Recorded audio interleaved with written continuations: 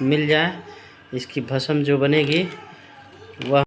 Hello दोस्तों, नमस्कार, स्वागत है आपका हमारे यूट्यूब चैनल में।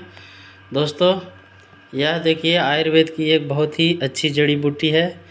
इसको काकड़ सिंगी या फिर काकड़ा सिंगी के नाम से जाना जाता है।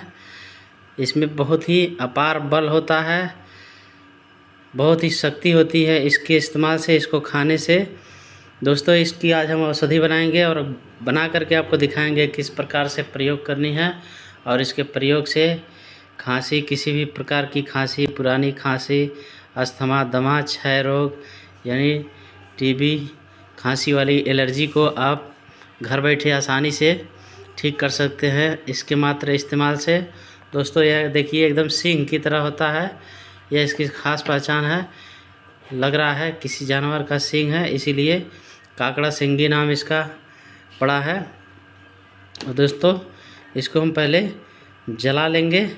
जलाने के बाद आपको बताएंगे इसको किस प्रकार से और कब कब प्रयोग करने से, कब कब खाने से इसको आपकी खांसी, सांस, दमा, अस्थमा, एलर्जी पूरी तरह से ठीक हो जाती है। और दोस्तों, इसको खाने से आपके शरीर में ताकत बढ़ती है और अपार बल बढ़ता है। तो दोस्तों, चलिए आगे हम दिखाते हैं आपको। पहले इसको हम दोस्तों जलाएंगे। किसी साफ बर्तन में इसको जला करके राख बना लेंगे, इसका भस्म बना करके तैयार कर लेंगे। उसके बाद फिर आपको दिखाएंगे। तो देखिए दोस्तों, हमने इसको जलाने के लिए लिया है कपूर। कपूर में दोस्तों, कपूर के ऊपर ये सब काकड़ा सिंगी रख देंगे हम, ताकि जलाने में आसानी हो। इसका राख मिल जाए, इसकी भस्म जो बनेगी वह हमको इस्तेमाल में लेना है। दोस्तों, यह जो है कपूर जल करके उड़ जाएगा और इसकी भस्म बनेगी, जो वही भस्म हमको चाहिए। तो इस प्रकार से हमें इसको जला लेना है। तो देखिए दोस्तों, इसको हम जला रहे हैं, अभी जल करके भस्म बन जाएगी। तो देखिए दोस्तों, यह पूरी तरह से जल करके तैयार है। अब इसको हम महीन पीस लेंगे दोस्तों।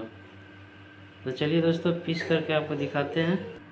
तो देखिए गाइस, इसको हमने पूरा महीन पीस लिया है। अब इसमें एक और औषधि मिक्स करनी है। इसको पूरी तरह से जला करके पूरी बारीक पीस करके महीन पाउडर बना लेना है। तो देखिए दोस्तों, अब इसको वज़न कर लेते हैं। वेट इसका है 8 ग्राम। तो दोस्तों, इसमें हमको अभी 8 ग्राम ये दूसरी भस्म हमने बना के रखी है। यह 12 सिंघा के सींग से बना भस्म, इसको भी आपको ले लेना है। इसमें 8 ग्राम बारीक पिसी हुई, यानी दोनों 16 ग्राम होनी चाहिए। ये 17 ग्राम हो गया, थोड़ा ज़्यादा हो गया दोस्तों। इसमें से हम इसको निकाल लेंगे। तो देखिए, ये 16 ग्राम बचा हुआ है।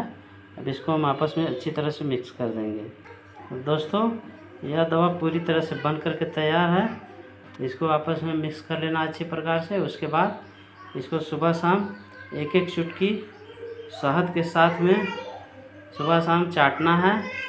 मात्र इतने से नुस्खे से आपकी बहुत बड़ी से बड़ी बीमारियां चुटकियों में दूर हो जाएंगी। तो इसका इस्तेमाल करके आप पूरी तरह से बीमारियों से, खांसी, सांस, दमा, एलर्जी, अस्थमा और शरीर में अपार बल की वृद्धि कर सकते हैं इसके इस्तेमाल से। दोस्तों, जानकारी अच्छी लगी हो, वीडियो अच्छी लगे तो चैनल को सब्सक्राइब ज़रूर करें। Thank you for watching.